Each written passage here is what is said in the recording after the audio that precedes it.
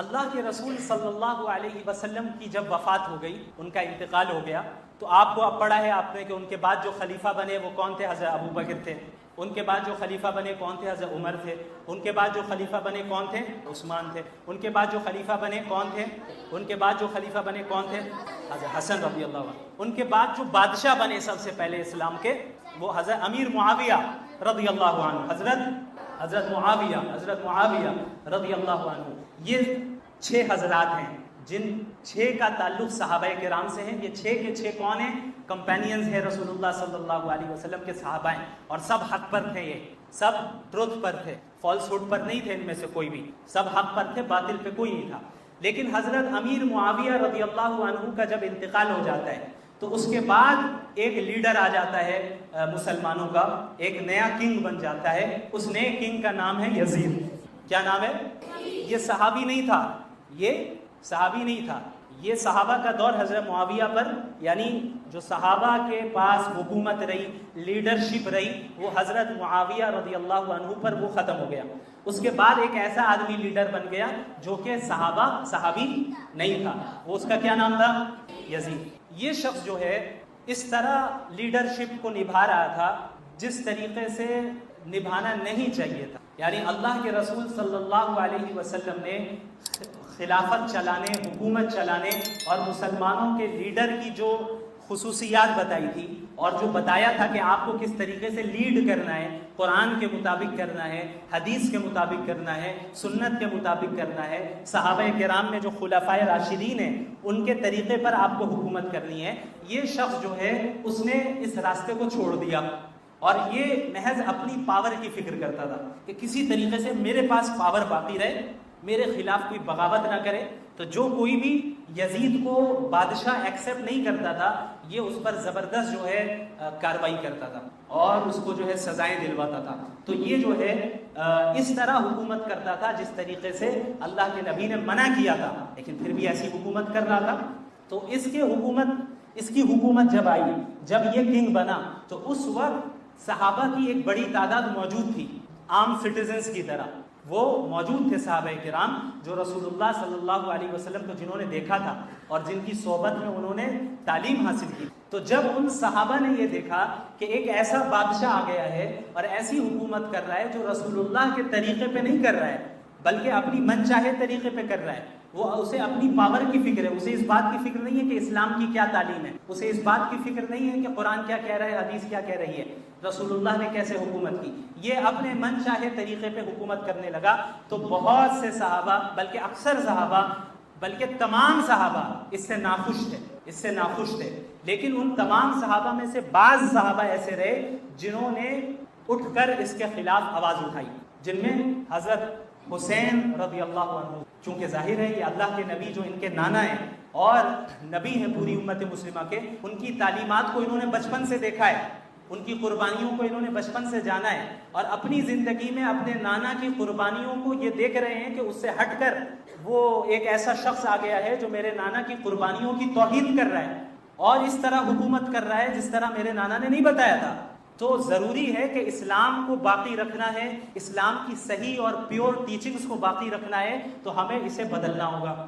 ایسے انسان کو ہمیں لیڈر بنانا ہوگا جو حضرت ابو بکر، حضرت عمر، حضرت عثمان، حضرت علی، حضرت حسن اور حضرت امیر معاویہ رضی اللہ عنہم جیسا کوئی ہو، جو کتاب و سنت کو، قرآن کو، حدیث کو سب سے پہلے رکھے اور اس کے حساب سے حکومت کرے، اسے اپنی پاور کی فکر نہ ہو بلکہ مسلمانوں اور سٹیزنز کی فکر ہو۔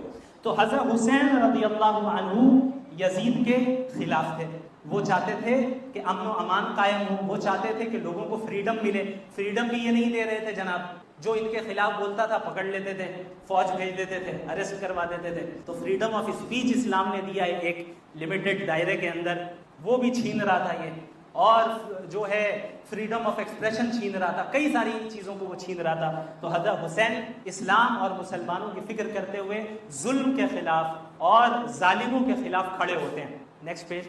تو اب کیا ہوتا ہے، جس طرح حضرت حسین یزید کی حکومت کو غلط جان رہے ہیں، تو صرف اکیلے تو نہیں تھے بلکہ کئی سارے سٹیزنز تھے جو خود پریشان تھے یزید سے اور اس کی حکومت سے، لیکن ڈر سے نہیں اٹھ رہے تھے، کہ اگر ہم اٹھیں گے اور اگر ہم نے جو ہے اس کی مخالفت کی تو ہمیں جیل بھیج دیا جائے گا، ہمیں مارا جائے گا، ہمیں قتل کر دیا جائے گا۔ تو کیا ہوا، حضرت حسین کے پاس کوفہ سے، ابھی میں نے بتایا کہ عراق میں جو کوفہ کا شہر ہے وہاں کے لوگ بھی یزید کی حکومت سے بہت پریشان تھے، انہوں نے حضرت حسین کو لیٹرز بھیجے، اس ٹائم لیٹرز بھیجتے تھے، ای میل تو تھا نہیں، ورنہ ای میل ہوتی تو آسانی ہو جاتی، لیکن حضرت حسین کو کیا کرتے تھے، لیٹرز بھیجتے۔ کئی سارے لیٹرز حضرت حسین کے پاس آئے، اس میں کیا لکھا تھا، اس میں یہ لکھا تھا کہ کوفہ کے مسلمان حضرت حسین آپ کے ساتھ ہیں، آپ آئیں، ہم آپ کو لیڈر بنائیں گے اور یزید کو ہم لیڈر تسلیم نہیں کریں گے، آپ آئیں اور آپ کو ہم لیڈر بنائیں گے، چونکہ آپ اسی طریقے سے لیڈ کریں گے امت کو جس طریقے سے ابو بکر، عمر، عثمان، علی، حسن اور معاویہ نے کیا رضی اللہ عنہ اجمعین، اور جس طریقے سے رسول اللہ نے حکم دیا ہے۔ یزید تو نہیں کر رہا ہے، لیکن آپ صحابی ہیں، آپ زیادہ ڈیزرو کرتے ہیں to be the leader of Muslims, آپ آگے آئیں اور ہم مظلوموں کو بچائیں، ہم پہ بہت ظلم ہو رہا ہے۔ تو جب کئی سارے لیٹرز حضرت حسین کے پاس کوفہ سے پہنچے تو حضرت حسین تیار ہو گئے کہ ٹھیک ہے، ظلم کو ختم کرنا ہماری ذمہ داری ہے، اس لیے اس وقت وہ مکہ المکرمہ میں تھے۔ انہوں نے کیا کیا، ان لیٹرز کو ویریفائی کرنے کے لیے، ایسا بھی تو ہو سکتا تھا نا کہ یہ لیٹر جو ہے جھوٹ موٹ کے کسی نے بھیج دی، ایسا بھی ہو سکتا تھا کہ کوفہ والوں نے نہیں بھیجا، کسی اور نے بھیجا ہے انہیں پھنسانے کے لیے۔ تو ان لیٹرز کو ویریفائی کرنے کے لیے حضرت حسین نے اپنے کزن بھائی کو، جن کا نام تھا مسلم بن عقیل، کیا نام تھا، یہ بھی اہل بیت سے ان کا تعلق ہے، یہ بھی اہل بیت سے تعلق رکھتے ہیں، حضرت حسین کے کزن بھائی ہیں، چچیرے بھائی ہیں۔ مسلم بن عقیل رحمۃ اللہ علیہ صحابی نہیں ہے، حضرت حسین کے کمپینینز میں سے، انہوں نے کوفہ بھیجا کہ آپ پہلے جائیں اور کوفہ میں جا کے ویریفائی کریں کہ اتنی بڑی تعداد میں جو میرے پاس لیٹرز آ رہے ہیں، کیا یہ لوگ سچ بول رہے ہیں، کیا یہ میرا ساتھ دیں گے، کیا یہ سپورٹ کریں گے، یہ جو مجھے بار بار بلا رہے ہیں کوفہ، کیا سپورٹ کریں گے یا نہیں۔ تو حضرت مسلم بن عقیل رحمۃ اللہ علیہ چلے جاتے ہیں کہاں پہ، کوفہ میں جانے کے بعد کیا ہوتا ہے، وہاں پہ صحیح معنی میں جن لوگوں نے لیٹرز بھیجے حضرت مسلم بن عقیل کے پاس آتے ہیں اور ان کے ہاتھ میں ہاتھ دے دیتے ہیں کہ آپ حضرت حسین کو بلائیں، ہم سب تیار ہیں لڑنے کے لیے۔ اور ان کی تعداد بڑھتے بڑھتے کتنی ہو جاتی، 18,000، یعنی کوفہ کے سٹی سے 18,000 لوگ مسلم بن عقیل کو کہتے ہیں کہ ہم نہیں لیٹرز بھیجیں، آپ حضرت حسین کو بلائیں اور ہم ظلم کے خلاف لڑیں گے، اور حضرت حسین ڈیزرو کرتے ہیں ٹو بی دا لیڈر، ہم ان کی مدد کریں گے۔ تو حضرت مسلم بن عقیل نے مکہ میں حضرت حسن کو بھیج دیا پیغام کہ بھئی ہاں یہاں تو سارے تیار ہیں، 18,000 کی تعداد میں لوگ موجود ہیں، آپ تشریف لے آئیں۔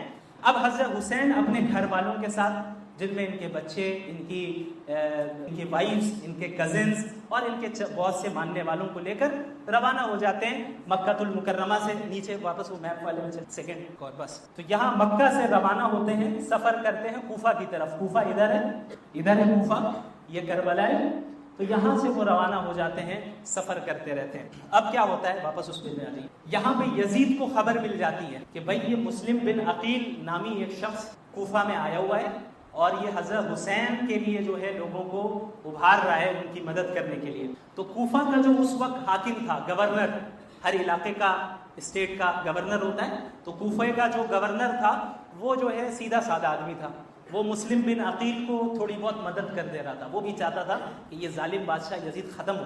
تو جب یزید کو پتہ چلتا ہے کہ یہ جو کوفہ کا جو فی الحال ابھی کرنٹ گورنر ہے یہ کچھ کر نہیں رہا ہے، 18,000 لوگ جمع ہو گئے ہیں میرے خلاف، تو اس نے کیا کیا کہ اس گورنر کو ہٹا کر ایک نیا گورنر بنا دیا جس کا نام تھا عبید اللہ بن زیاد۔ عبید اللہ بن زیاد یہ بہت ہی نالائق شخص تھا، اسی نے حضرت حسین کو قتل کروایا۔ یہ بن جاتا ہے کوفہ کا نیا گورنر، اور جب یہ بن جاتا ہے تو یزید کو خوش کرنے کے لیے اس نے کیا کیا کہ ان کے مسلمانوں کے ماننے والوں پر کریک ڈاؤن، فوج کو لے کر پہنچتا، بھیڑ پر حملہ کرتا، اریسٹ کرنا شروع کرتا اور لوگوں کو قتل کرنا شروع کرتا۔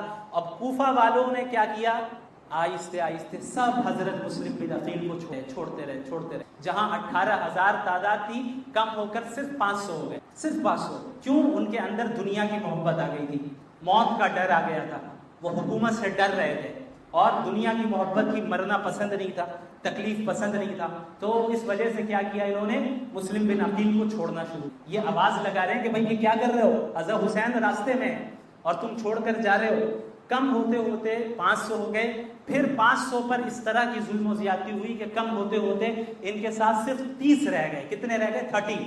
پھر ان پر اتنی ظلم و زیادتی ہوئی کہ یہ تنہا رہ گئے، اکیلے، اور کوفہ کی گلیوں میں یہ اکیلے گھومتے رہے، آواز لگاتے رہے، اللہ کا واسطہ دیتے رہے کہ کیا کر رہے ہو، رسول اللہ کی محنتوں کی اور ان کی قربانیوں کی تو لاج رکھو، نواسے رسول راستے میں وہ آ رہے ہیں تاکہ رسول اللہ کے نہج پر حکومت قائم ہو، لیکن ان کی کسی نے نہیں سنی. تو کوفیوں نے جنہوں نے لیٹرز بھیجے تھے ان سب نے دھوکہ دے دیا، ان سب نے دھوکہ دے دیا، حالانکہ بہت وعدہ کیا تھا کہ ہم کبھی نہیں چھوڑیں گے، چاہے قتل کر دیا جائے، کچھ بھی کر دیا جائے. تو حضرت حسین کے اصل قاتل اگر کوئی ہیں تو یہی کوفہ والے ہیں جنہوں نے ان کے ساتھ دغا بازی کی، غداری کی، اور اس سے پہلے حضرت علی کے ساتھ بھی انہوں نے غداری کی تھی. تو بہرحال حضرت مسلم بن عقیل کو اس عبید اللہ بن زیاد جو نالائق گورنر تھا اریسٹ کر لیا. اریسٹ کر کے حضرت مسلم بن عقیل ایسے تھے کبھی بھی باطل کے سامنے جھکتے نہیں تھے. انہوں نے جو ہے مقابلہ کیا اکیلے، پوری فوج نے ان کو گھیر لیا ایک گھر کے باہر. یہ گھر کے اندر پہلے انہوں نے اپنے آپ کو بند رکھا چونکہ کوئی اور تھا ہی نہیں ساتھ میں ان کے. ان لوگوں نے کیا کیا کہ گھر میں آگ لگا دی تاکہ آگ کی وجہ سے دم گھٹے اور یہ باہر آئے. پھر ایسا ہی ہوا، حضرت مسلم بن عقیل گھر کے باہر آتے ہیں تلوار کو ہاتھ میں لے کر اور ان کا مقابلہ کرتے ہیں، لیکن بہرحال ظاہر ہے پوری فوج تھی، اکیلے تھے، کیسے لڑتے. تو ان سے تلوار بھی چھین لی گئی. پھر انہیں جو ہے پورے کوفہ میں ذلیل کر کے گھمایا گیا، یہاں تک کہ جو کوفہ کا گورنر ہے عبید اللہ بن زیاد، اس کے محل میں لایا گیا حضرت مسلم بن عقیل کو، اور انہیں سزا دی گئی کہ انہیں محل کی چھت پر چڑھایا جائے. محل کی چھت پر چڑھا کر ان کی گردن کو الگ کر دیا اور ان کے سر کو اور ان کی باڈی کو محل کے اوپر سے پھینک دیا گیا. یہ کون ہے؟ اہل بیت میں سے ہے جن کے متعلق اللہ نے فرمایا تھا، اللہ کے رسول نے، اذکرکم فی اہل بیتی، میں اپنے اہل بیت کے لیے نصیحت کر کے جا رہا ہوں. لیکن اس عبید اللہ بن زیاد جو نام کا مسلمان تھا لیکن رسول اللہ کے دین کی اسے پرواہ نہیں تھی، اسے یزید کو خوش کرنا تھا، وقت کی گورنمنٹ کو خوش کرنا تھا. اس نے کیا کیا؟ مسلم بن عقیل کو شہید کر دیا. شہید ہونے سے پہلے مسلم بن عقیل نے حضرت حسین کو پیغام بھیج دیا کہ آپ واپس چلے جائیں، آپ یہاں نہ آئے، یہاں آپ کو بھی شہید کر دیا جائے گا. Next page. اچھا ایک منٹ اوپر تھوڑا سا. تو میں نے بتایا کہ حضرت حسین تو آدھے راستے تک پہنچ چکے تھے، ان کے پاس آدھے راستے میں یہ خبر پہنچ رہی ہے کہ مسلم بن عقیل کو تو شہید کر دیا گیا، لیکن انہیں ڈاؤٹ ہوا کہ بھائی 18,000 لوگوں نے لیٹر بھیجے اور مسلم بن عقیل نے تو ابھی تھوڑے دن پہلے ہی پیغام بھیجا کہ آپ آ جائیے، اب آپ آ کے اچانک بتا رہے ہیں کہ سب کچھ بدل گیا. تو انہیں تھوڑا ڈاؤٹ ہوا کہ کیا یہ خبر صحیح ہے. تو مسلم بن عقیل کے بیٹے بھی کئی سارے تھے جو کہ حضرت حسین کے قافلے میں تھے، ان کے ساتھ تھے.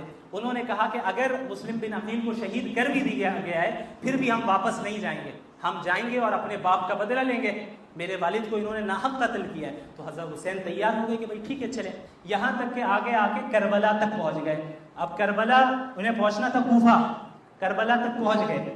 اب کربلا میں عبید اللہ بن زیاد کی جو فوج تھی، جو گورنر تھا یہاں کا عبید اللہ بن زیاد، اس نے اپنی فوج کو بھیجا اور کربلا کے میدان کو انہوں نے چاروں طرف سے گھیر لیا. اور حضرت حسین رضی اللہ عنہ اور ان کے اہل بیت اور بعض ماننے والے جن کی تعداد صرف 72 تھی، کتنی تھی؟ یا 60 to 72 کے درمیان، مختلف نیریشنز کے حساب سے آپ 72 رکھیں، زیادہ یہ فیمس قول ہے. تو 72 لوگ تھے ان کے پاس. اب چاروں طرف سے انہیں گھیر دیا گیا اور یہاں پہنچ کر یقین ہو گیا کہ وہ 18,000 جو ہمارے ساتھ تھے سب نے دھوکہ دیا ہے، اور مسلم بن عقیل جو ان کے بہت چہیتے بھائی تھے، کزن تھے حضرت حسین کے، انہیں شہید کر دیا گیا ہے، قتل کر دیا گیا ہے. اب آگے یہاں پہنچ کر اب معاملہ آتا ہے کربلا کا. کربلا میں پہنچنے کے بعد جیسا کہ میں نے بتایا کہ عبید اللہ بن زیاد کے لشکر نے، ان کی آرمی نے انہیں گھیر لیا. اب حضرت حسین نے بطور اسٹریٹجی کے 3 آپشنز ان کے سامنے رکھے. وہ بھی سمجھ گئے اب تو نہیں جیت سکتا میں، میری تعداد صرف 72 ہے، 72 ہے، اور یہ لاکھوں کی تعداد میں ان کی فوج ہے. تو اس وقت ٹکرانا اور اس وقت قتال کرنا شاید یہ حکمت کے خلاف ہو، اسٹریٹجی کے خلاف ہو. تو حضرت حسین نے یزید کی فوج کو اور عبید اللہ بن زیاد کی فوج کو 3 آپشنز دیے. کتنے آپشنز دیے؟ 3 آپشنز دیے. سب سے پہلا آپشن یہ تھا کہ چلو ٹھیک ہے مجھے مکہ واپس جانے دو، میں مکہ سے آیا تھا، میں واپس چلا جا رہا ہوں. پہلا آپشن کیا ہے؟ مکہ واپس جانے دو. دوسرا آپشن یہ ہے یا تو مجھے یزید کے پاس لے کے چلو، میں اس سے بات کروں گا. یعنی کوفہ میں تو عبید اللہ بن زیاد گورنر تھا نا، یزید تو دوسرے بہت دور علاقے میں وہ بیٹھا تھا بادشاہ اپنے تخت پر. تو کوفہ کے گورنر عبید اللہ بن زیاد کو حضرت حسین نے کہا کہ دیکھو اصل معاملہ میرا اور یزید کا ہے، تو مجھے یزید کے پاس لے چلو، ہم وہاں جا کے اس سے بات کریں گے، جو کرنا ہے یہ کرو۔ دوسرا آپشن۔ تیسرا آپشن یہ ہے یا یہ کہ مجھے تم اسلام کے مسلمانوں اسلامی کنٹریز کے سرحد پہ بارڈرز پہ بھیج دو، وہاں جا کے میں کفار کے ساتھ نان مسلمس کے ساتھ جو ہم سے جہاد کر رہے ہیں ہم بھی ان سے جہاد کریں گے اور وہیں پہ پوری زندگی گزار دیں گے۔ تین آپشنز دیے، کون کون سے ریپیٹ کیجئے۔ سب سے پہلا آپشن مکہ بھیجو، پیچھے دوسرا آپشن ہاں یزید کے پاس بھیجو، لے کے چلو مجھے، میں خود اس سے بات کروں۔ تم سے کیوں بات کروں؟ یعنی اس کی کیا حیثیت ہے عبید اللہ بن زیاد کی؟ اس کی تو کوئی حیثیت نہیں، بس ایک گورنر ہے وہ۔ اس سے کہا کہ تم سے بات نہیں کروں گا، یزید سے کروں گا، اس کے پاس لے جاؤ۔ تیسرا آپشن کیا دیا کہ مجھے بارڈرز میں بھیج دو، بارڈرز کے پاس بھیج دو، پھر میں اپنے انٹرنل ایشوز میں پڑھوں گا ہی نہیں،